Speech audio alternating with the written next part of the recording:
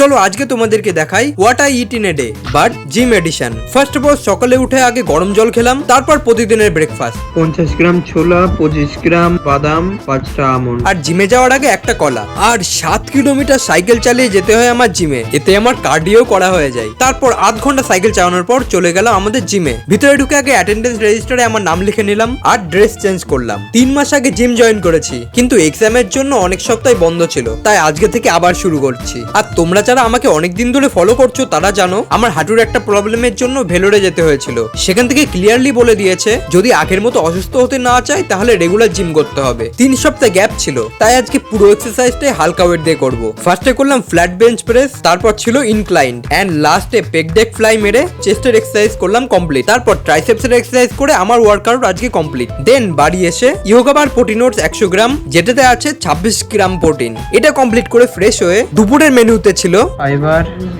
এটাও ফাইবার, আর এখানে আছে প্রোটিন।